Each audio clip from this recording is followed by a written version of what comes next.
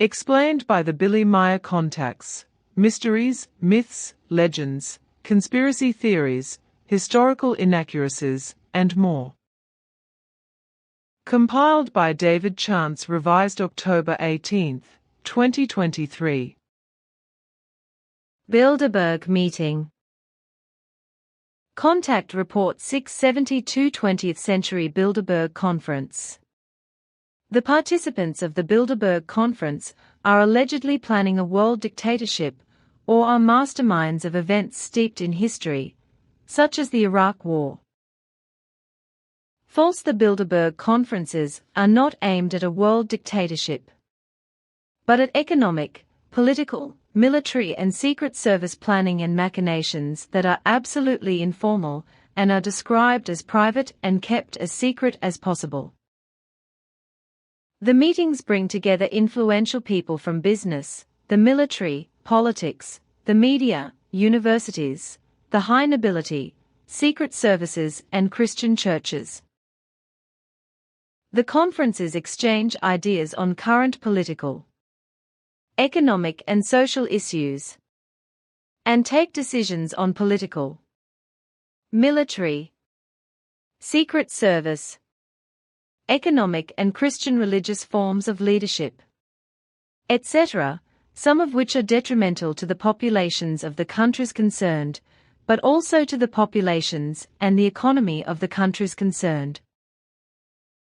The conference was launched in May 1954 at the invitation of Prince Bernhard of the Netherlands.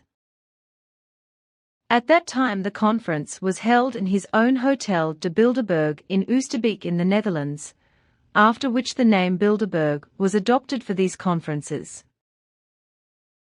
The original and first reason for the first meeting was based on the fear that Western Europe and North America would work far too little together, as was urgently needed. At least this was the opinion at that time, which has apparently been preserved until today, and secret decisions have been thought up and taken again and again, which among other things are directed against Russia. And since everything is secret, the Bilderbergers are of course also entwined with various conspiracy theories. Billy the Kid. Pat Garrett. See also contactees, William Henry McCarthy. Billy the Kid. Contact Report 712. Bernadette should be anxious to illustrate your name Billy with a picture of Billy the Kid, which you received in Tehran in Persia through Judy Reed from Los Angeles. That's because there was no stopping you and you wanted to know what life story was really about Billy the Kid. Consequently, at your request, you were able to go back in time with my father to Billy the Kid and meet him when my father told you that one day in the future you would be compared to him and thus be given the name Billy, which would then become known worldwide as a result of your mission. In principle, I have no objection to including the image of Billy the Kid in my biography, if it is explained that he was not the killer he was made out to be, because he was a completely different human being than he was falsely made out to be after his murder, by the killer sheriff Patrick Floyd Jarvis Garrett, and by enemies and fans and know-it-alls, etc., and the whole thing was then also hyped up as a legend.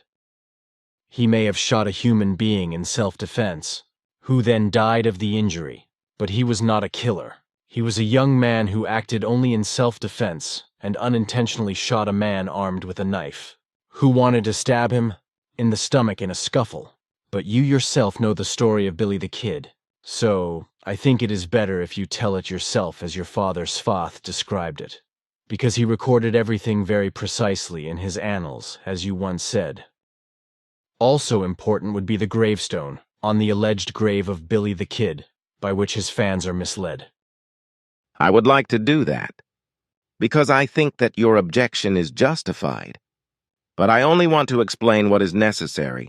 because the whole life story of Billy the Kid would lead too far, which is supposed to be largely known through exact traditions, but does not correspond to the truth, and therefore does not need to be shown in detail by me. Nevertheless, my elaboration will take some time, whereby I will also weave in repetitions, because in order to clarify everything even to a certain extent, some explanations are required. I will also not present what is to be explained in a logical manner according to the chronological sequence of events, as these correspond to my father's records, but simply as they occur to me in the course of the discussion. Contrary to the myths and legends surrounding William Henry McCarty, Billy the Kid, as his real name was, I must declare that the stories that were already circulating widely during his lifetime were, on the whole, pure lies and thus, already from the ground up, fundamentally false chronological falsifications and malicious slander, which were invented and contrived out of pure malice, against Billy the Kid, and which innocently degraded him to the status of a murderous criminal or elevated him to the status of a hero even during his lifetime. When the so-called Wild West was settled by immigrants, it was an era of evil violence, complacency, and greed for land and wealth, for which not only criminal acts were part of the agenda, but also serious crimes up to and including murder. And such actions and deeds emanated from simple human beings immigrating from Europe and other countries, who settled in the Wild West and in villages and towns as citizens and, of course, also fathered offspring. Simple farmers as well as cattle breeders, so-called ranchers, with large herds of cattle also practiced violence in order to gain land, money, and wealth, whereby murder and manslaughter and cattle wars were also not uncommon, as well as corruption, criminality, and crime in administrations in all states, villages, and towns from which the simple and industrious populations had to suffer. And the fact that human beings developed into criminals and offenders out of these conditions was an inevitable consequence, as was also the emergence of injustice and vindictiveness, theft, bank robbery, prostitution, slavery, as well as murder and manslaughter, etc., from which rewards were also offered for the capture of wanted criminals in the form of bounties and with the indication dead or alive. This attracted many conscienceless and money-hungry people who delighted in killing human beings, such as self-appointed lawmen, sheriffs and bounty hunters, or those hired by ranchers, village and town councils to hunt down delinquents far and wide, bring them to justice, or simply shoot them in cold blood without delay. And that many of these hired or officially elected lawmen were nothing other than cold-blooded and passionate killers is also known from the generally well and truthfully documented stories of many gunslingers from the Wild West, such as Wild Bill Hickok, John Wesley Hardin and Wyatt Earp, etc. Their stories, according to my father's Svath, are based on very precise clarifications of correctness, as they were also recorded chronologically. This, however, is completely contrary to the lies, myths, and slanderous legends surrounding Billy the Kid, who, as precise clarifications by my father have shown, was slanderously declared to be a killer and criminal due to his youth and membership of murder and cattle-rustling gangs. His bad reputation was further enhanced by the fact that he always defended himself against unjustly inflicted accusations and injustices by offensive words and speeches, which was greatly resented by all his enemies and used to make him all the more a lawbreaker and hounded by dubious lawmen, sheriffs, and unscrupulous cold-blooded bounty hunters, among whom was also Pat Garrett, by lies and slander. And that Patrick Floyd, Jarvis Garrett, had known and hated the young Billy the Kid for a long time, and disliked him from the ground up on the one hand, but also because the boy was friends with Juanita Gutierrez, whom Garrett later married, no one knew, because to the contrary, Garrett spread the rumor that he was good friends with the young William McCarthy. So Pat Garrett was looking for a way to kill the boy in a legal manner even before he was appointed sheriff in Lincoln County, New Mexico, and he indulged in bounty hunting. At a later date, Patrick Floyd Jarvis Garrett then went to Washington to seek reappointment to his appointed office. The then U.S. President Theodore Roosevelt then appointed him to the post of Collector of Customs in El Paso, but contrary to all the lies as spread at the time by Garrett himself, and also later by others and ever since, Garrett and Roosevelt were not friends in any way and were not even close acquaintances. Just as Pat Garrett spread this lie about his alleged friendship with Roosevelt, he did the same with regard to the killer stories which he attributed to Billy the Kid, and in doing so, as sheriff, also personally falsified various offices, etc., in their documents and written statements, etc., or had his lying and slanderous truth-distorting distortions carried out by dishonest officials, etc., who were paid by him or bribed with money. In the meantime, when he was doing his dastardly, conniving and murderous business elsewhere than around Billy the Kid, he made a name for himself when he became a buffalo hunter, also murdering a hunting competitor named Joe Briscoe. In Fort Sumner, New Mexico, Garrett then married a young woman named Juanita Gutierrez, who was only a year older than Billy the Kid, with whom she maintained good friendship, but which greatly displeased her intensely jealous and suspicious husband, causing hostility and hatred to surge up in him. This woman, however,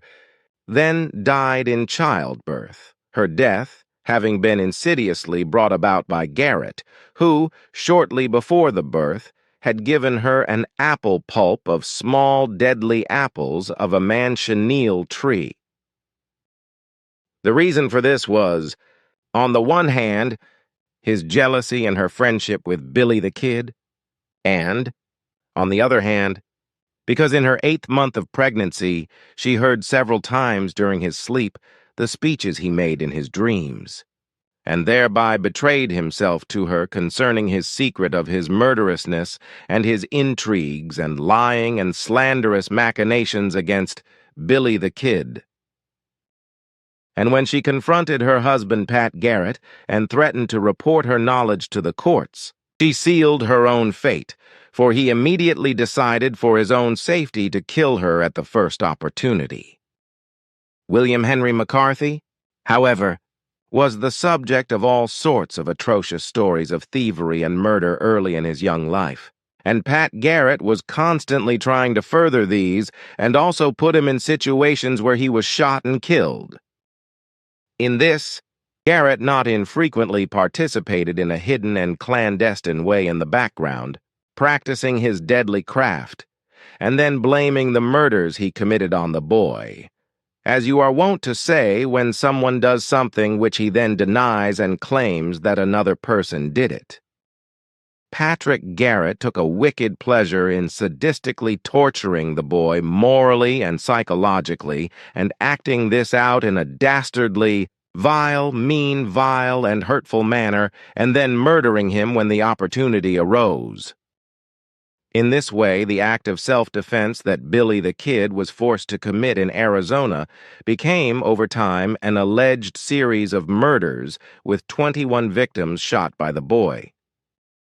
Unfortunately, Patrick Floyd Jarvis Garrett managed to keep up his criminal face of killing, scheming, lying and slandering until one day, after many years, an old friend who knew the real truth regarding Billy the Kid and the infamous machinations of Pat Garrett decided to take revenge for his murdered friend. Subsequently, unable to carry out the revenge due to his age, he hired a paid hitman to shoot Garrett and keep quiet about the reason for the killing.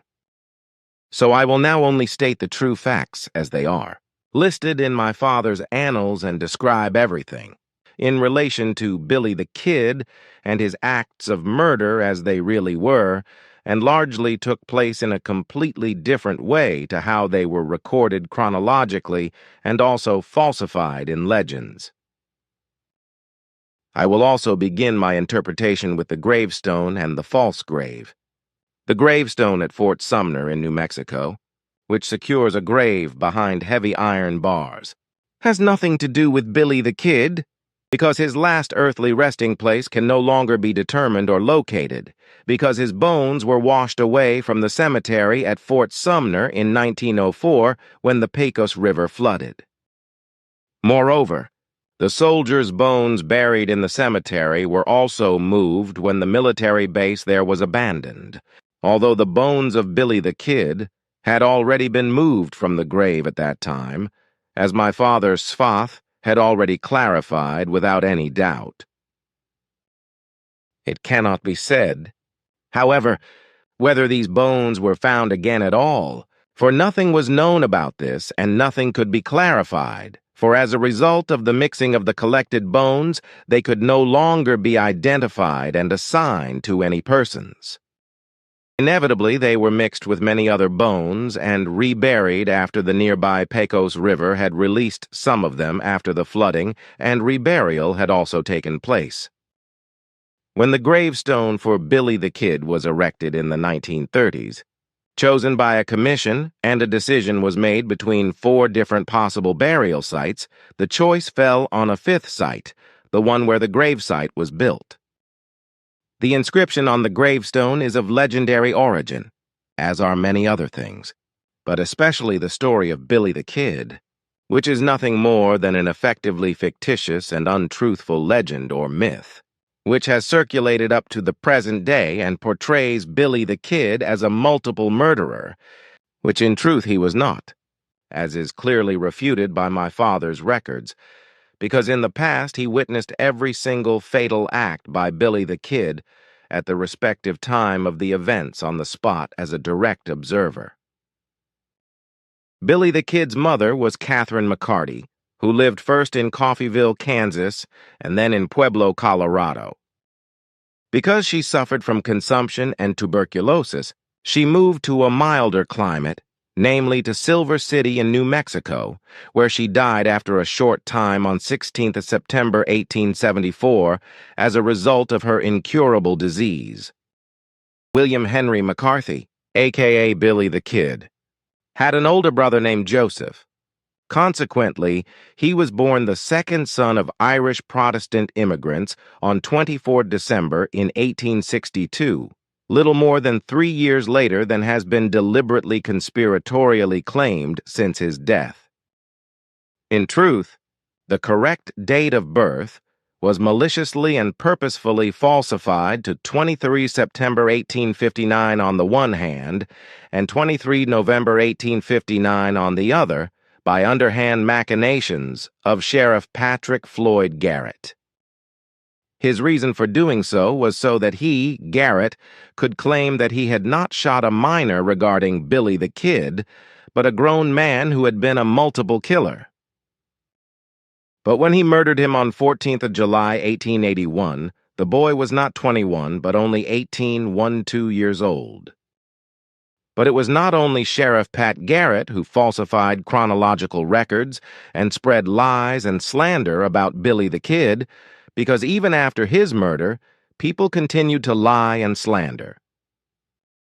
And the lying and slandering, as well as the creation of myths and legends, even reached a climax when 2 men came forward and mendaciously claimed that Billy the Kid had in fact, because he and Sheriff Patrick Floyd Garrett had allegedly been best friends, not been murdered by Garrett,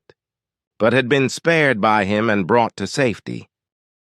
Both men claimed that they were in fact Billy the Kid, who had been spared by Pat Garrett, but who had really and actually been murdered with 2 shots from the killer sheriff's gun, as my father Svath had witnessed observantly and had also afterwards undoubtedly established the death of Billy the Kid. Note Billy. Revenant, usually a spirit resurrected from death or restless, wandering spirit of a deceased person. With regard to the 2 revenants mentioned in relation to Billy the Kid, their names are still to be mentioned, such as a certain Ollie Partridge William Roberts, also called Brushy Billy,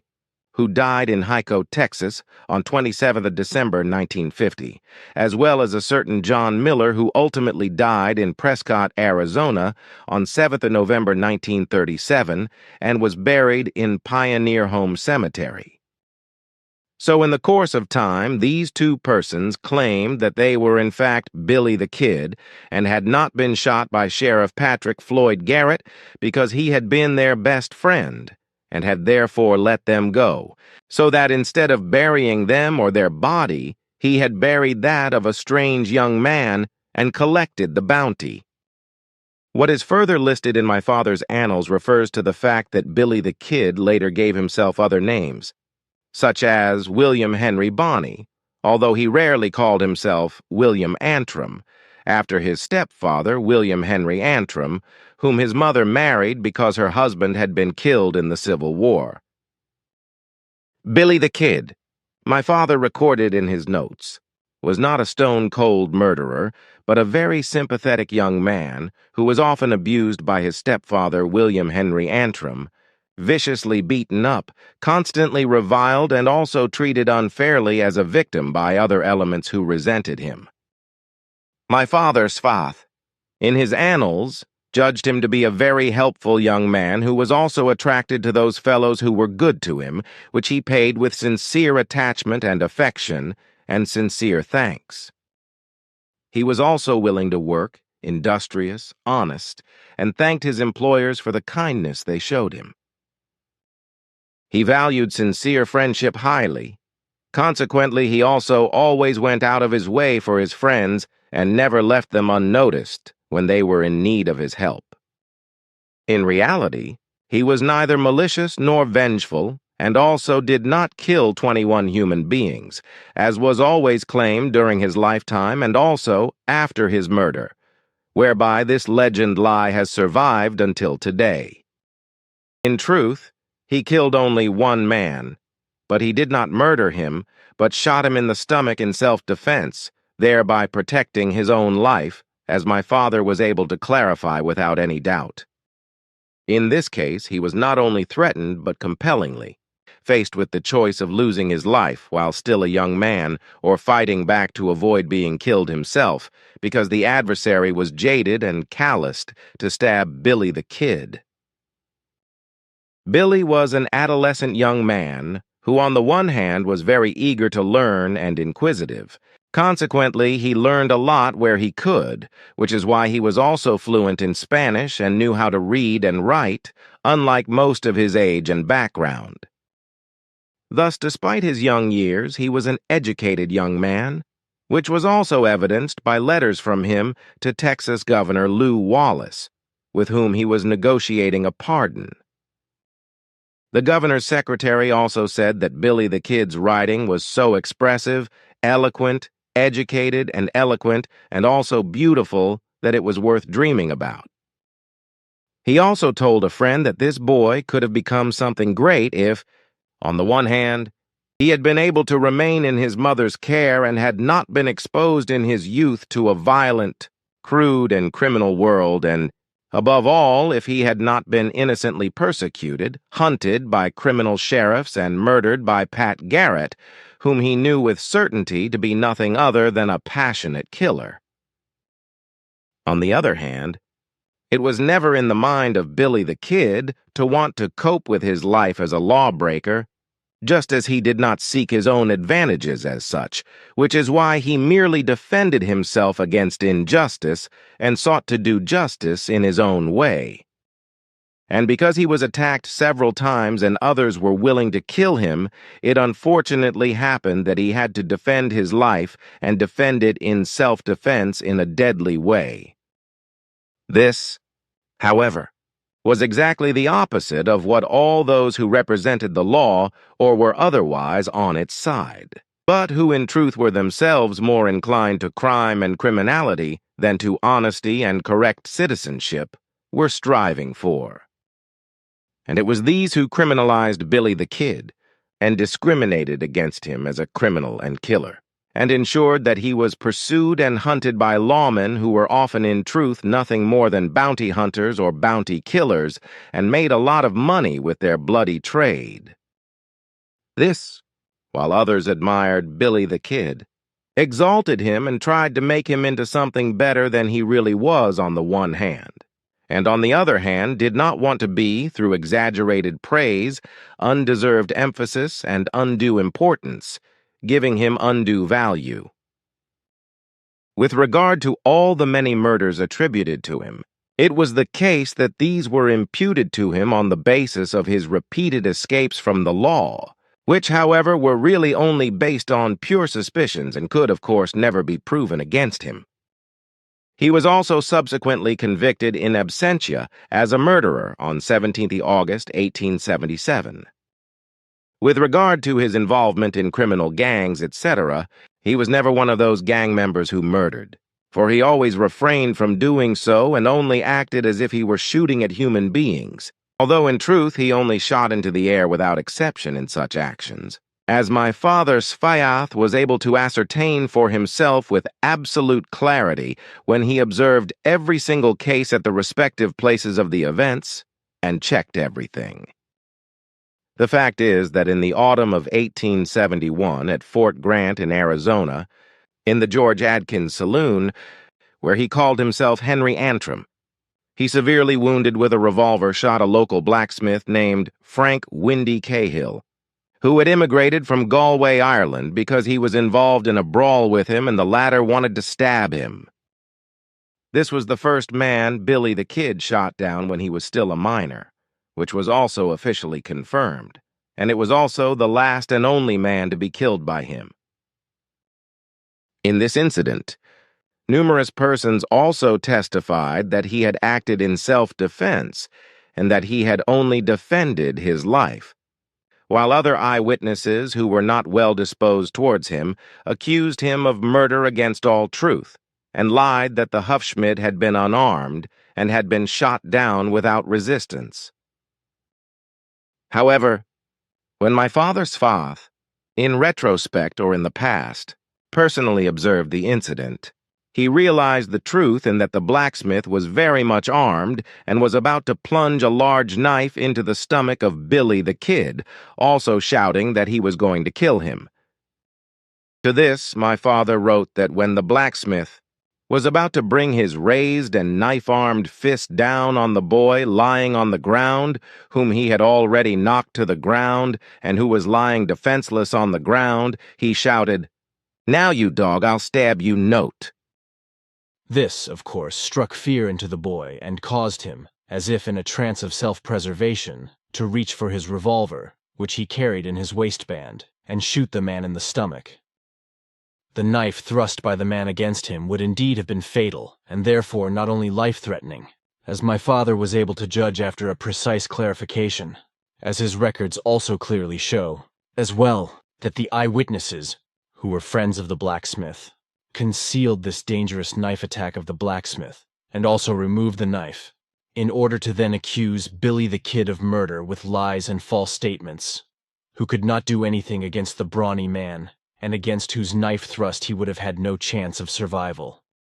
Cahill, the farrier, was a brawny man of about 180 centimeters in height and weighed over 100 kilos, while Billy the Kid was only about 160 centimeters tall and weighed no more than about 65 kilos, and who, moreover, had been attacked and insulted by the farrier several times before the brawl because he did not like Billy.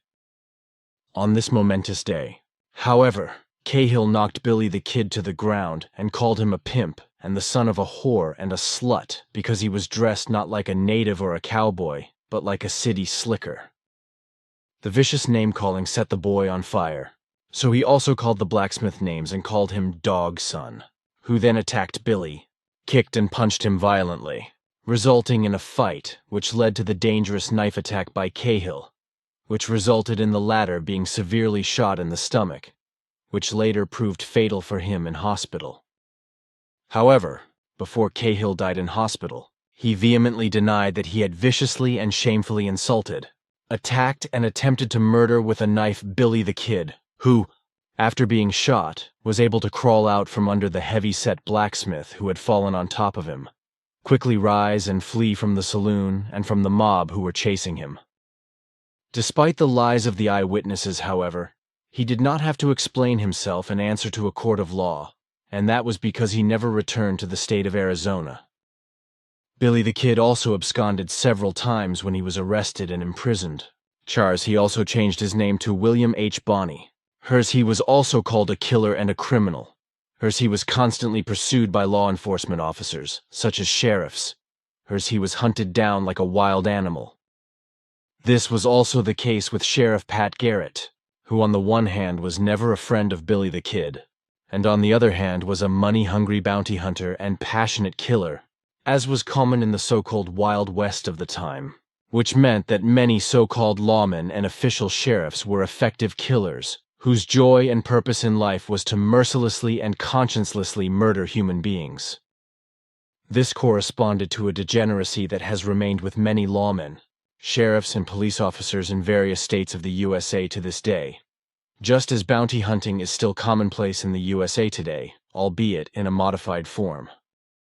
Pat Garrett and Billy the Kid were not cut from the same cloth, as you sometimes say on certain occasions, because it is correct to say, according to my father's notes, that they both knew each other, but this acquaintance through Garrett consisted of a dislike for the young William Henry McCarty alias Billy the Kid, so that there was no friendship, but a state of dislike and hatred which, however, emanated unilaterally from Garrett, which put an extremely heavy strain on Billy. Garrett was constantly following Billy the Kid, sneaking up behind him and repeatedly causing bad situations in order to harm him and drive him into conflicts. This also happened after Pat Garrett became Lincoln County Sheriff in 1880, and he hunted him down mercilessly, after which the boy fled to Mexico but soon returned, after which Patrick Floyd Garrett arrested him once again, this time with witnesses present, so he could not just shoot him without fighting back. On the 13th of April 1881, Billy the Kid was then sentenced to death by the Lincoln District Court, with Garrett contributing lies and slander. The death sentence, however, was not enough for Pat Garrett, so he deviously freed the condemned man in prison and let him escape, so that he could hunt him down again and finally kill him himself in his hatred. The arranged escape, however, did not succeed in the way he wanted, because unexpectedly 2 sheriffs confronted him and Billy the Kid, who also took up the chase, but were then shot by Pat Garrett,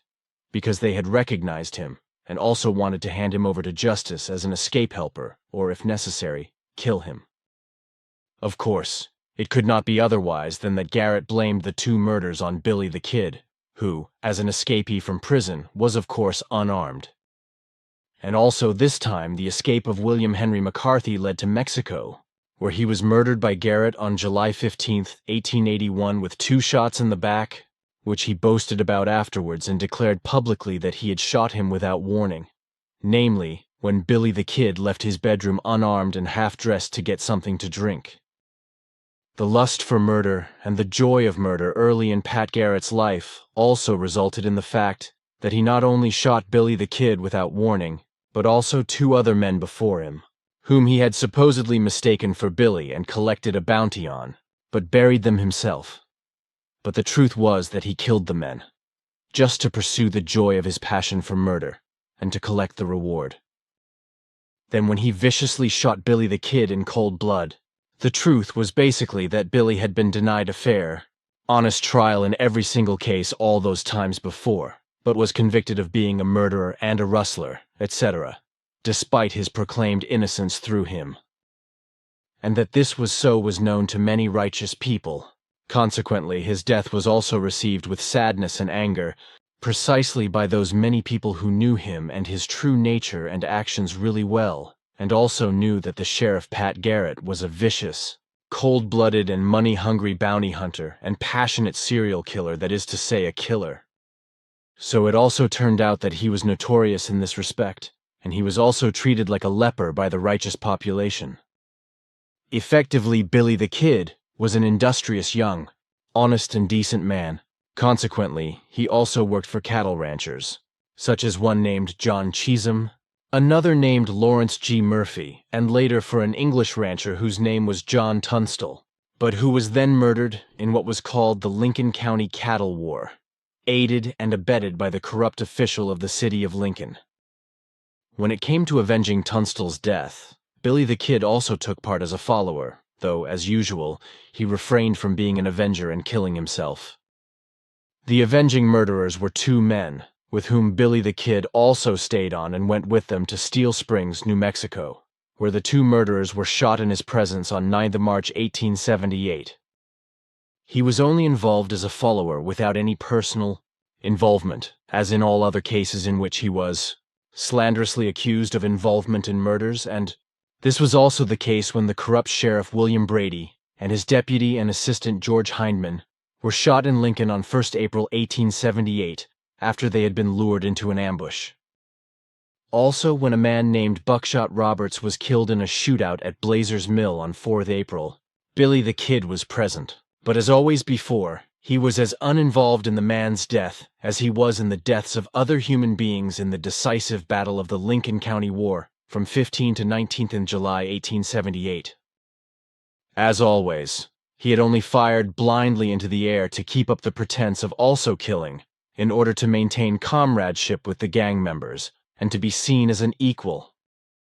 In return, however, the reward of certain public figures was that he became more and more known as a conscienceless gunman and killer, and was thus hounded all over the country by killer-happy and money-hungry lawmen, sheriffs and bounty hunters, also by the killer Patrick Floyd Jarvis Garrett, who was eventually elected sheriff and specifically set upon Billy the Kid, whom he ultimately murdered in an insidious manner.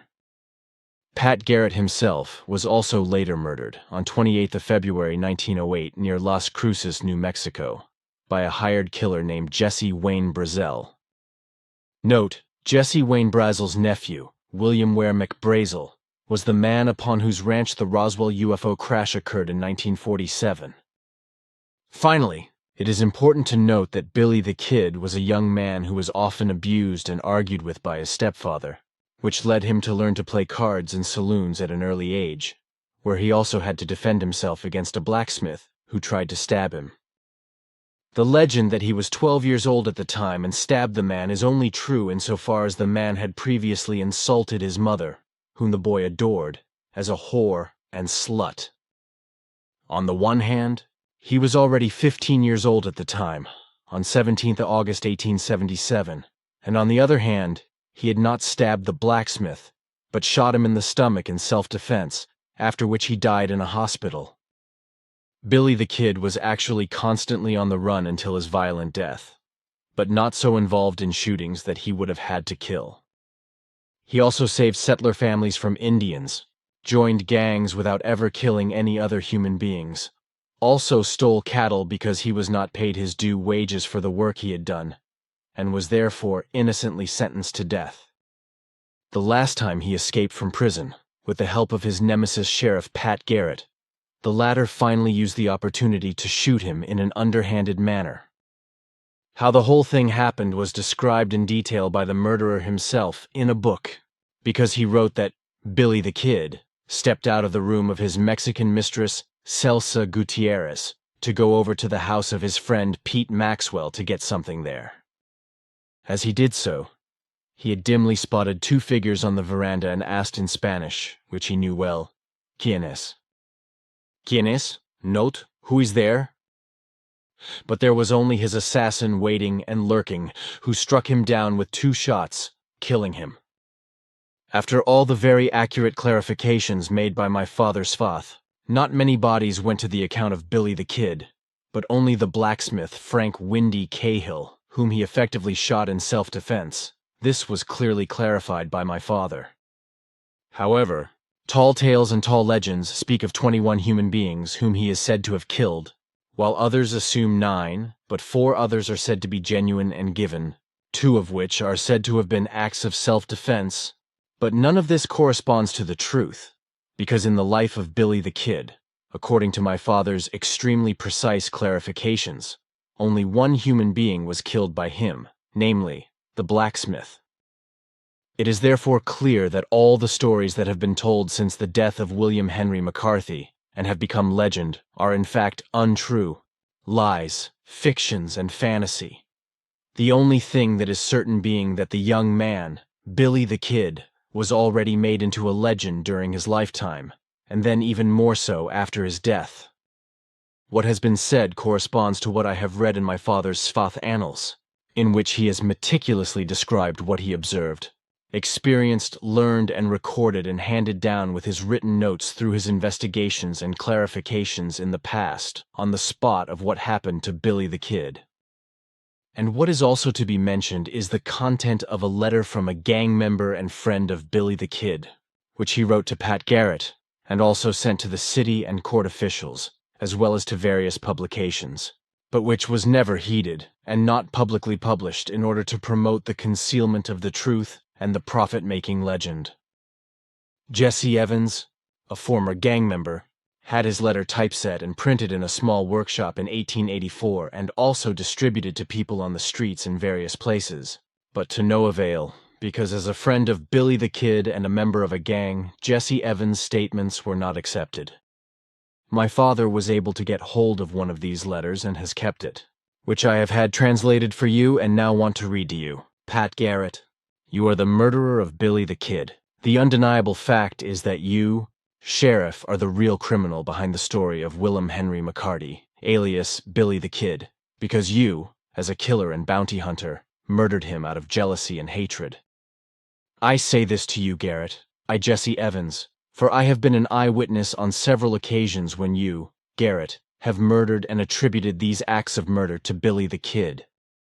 Pat Garrett, I accuse you of claiming that Billy the Kid murdered 21 human beings, even stabbing his first victim at the age of 12, which, like all your lies, is untrue. You know very well that Billy shot the man in self-defense, the blacksmith called Frank Windy Cahill, when he tried to kill him with a knife, after which he later died, and Billy was already 15 years old at the time. As a friend of Billy's, I always knew that he was not a murderer, even if he did join our gang and shoot wildly, but never at human beings, only aimlessly into the air. The lies that Billy killed and murdered are all your fault, Garrett, because you, Pat Garrett, are the one who spread them in the first place, and then again and again for years, as well as all the other monstrous untruths that were spread everywhere by you, until many believed your lies, and an evil legend was created. And you, Garrett, did this only out of ardent jealousy and malicious hatred? Because Billy had a friendship with your lover, Juanita Gutierrez, 2 years younger than you, whom you, Pat, wanted as your wife, and impregnated her, after which you also married her in 1877. But after only a few months she died in strange circumstances in the miscarriage of her child. After that, Garrett, you married her sister, Apolinaria Gutierrez, who was a year younger and with whom you also began an intimate relationship early on.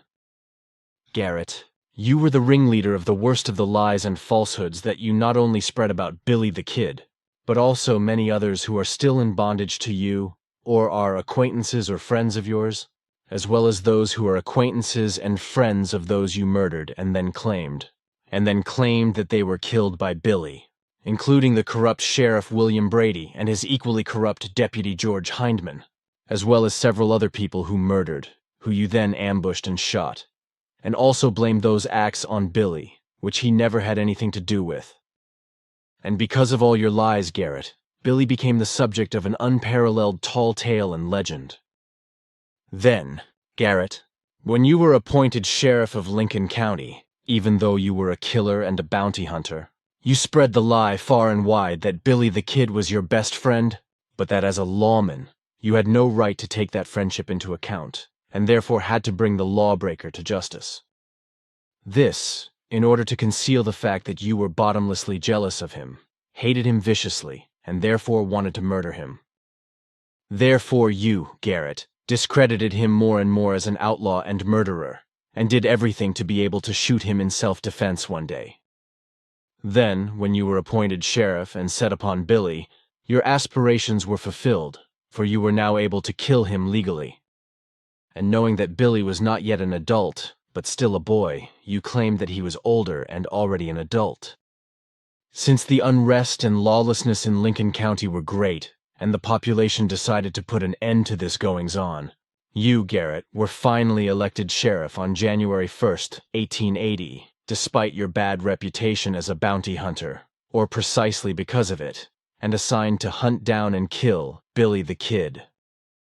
By then, several other lawmen of your ilk had attempted this, who were also, like yourself, Garrett, lawmen, only by virtue of the sheriff's badge, but in reality were killers and bounty hunters who murdered far and wide.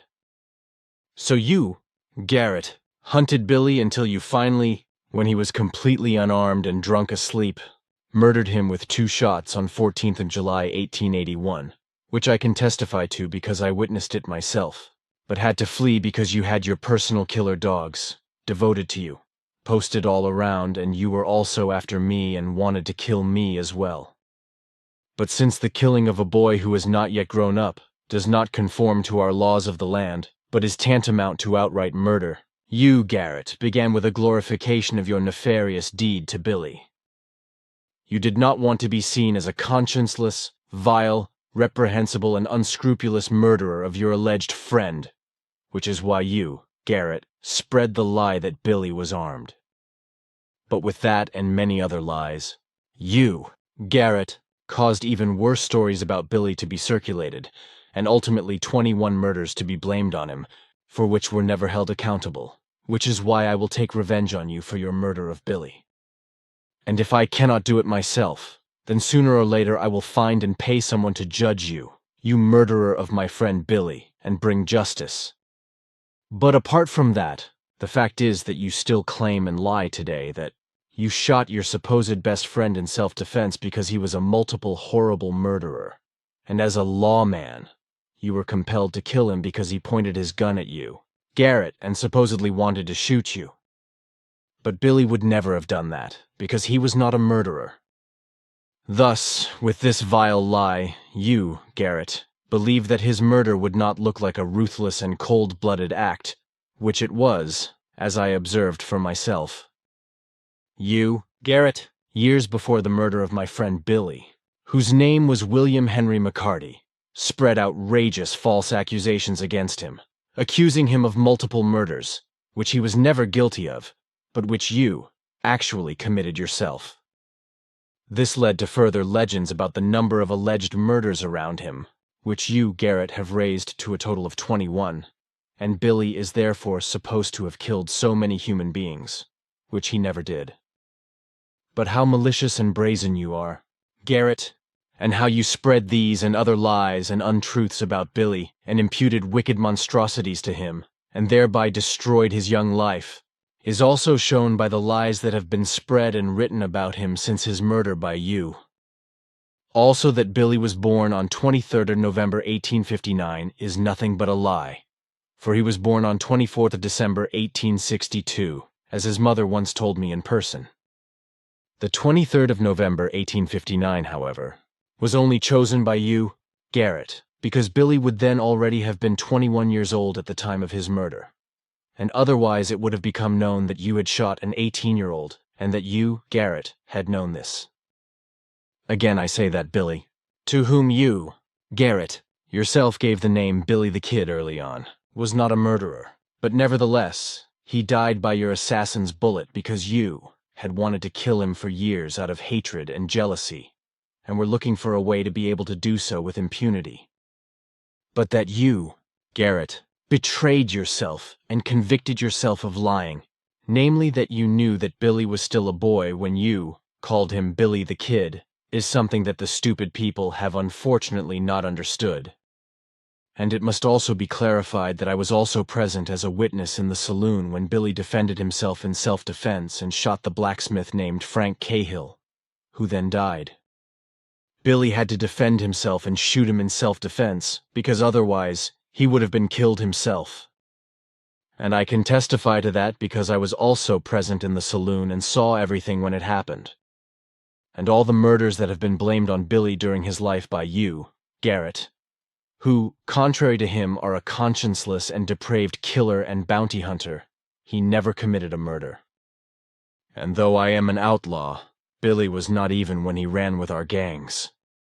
He was a good human being and my only real friend, which is why I'm going to kill you, Garrett, as his killer one day like this, or shoot you, Garrett, down, or if necessary, if I cannot do it, have you, Garrett, killed like you did Billy. And I will do that, even though I may have to wait years to find the opportunity. That, Garrett, I swear to you, I, Jesse Evans, who will kill you or have you killed by others. This is really all sorts of things, and Svath never told me about this, but it is all very instructive, and it contradicts all the myths and legends and reveals a completely different human being, Billy the Kid. And also a completely different story than has been told and written for some 150 years. On the one hand, your father Svath told me all kinds of things that he himself had experienced in the past, just as Billy the Kid made a few things clear to me during my journey through his past, because even as a boy I was interested in who he really was, precisely because Svath told me that I would once be compared to Billy, and then be named after him in Persia, which is what actually happened. But perhaps I should say something about the story of Billy the Kid, what really happened in those days in the so-called Wild West, with regard to gunslingers and gunfights, and in a completely different way than has always been misrepresented in Western films and gives a completely false picture. That will also take some time to do, if you are not in a hurry, Ptah. That is not the case. And on the other hand, I will be happy to listen and probably learn a few things in the process, because I myself have had little exposure to the wild days and events in the American West. However, I would now like to suggest to Bernadette that she include in your biography the circumstances of how your surname Billy came about, as well as a page-perfect overall image of Billy the Kid, which was created in 1879 as a pharotype, which was a common direct positive process in the 19th century to produce a photograph, the only one that could be made by a photographer at the time, and which is still distributed page-perfect today. I would also like to have a portrait of him when he was 15 years old, and you were able to meet him together with my father Svath in the past, which was taken 2 years earlier in the spring of 1877, but was not distributed. I will let you find this largely unknown picture of him, after which you only have to copy it and give it to Bernadette.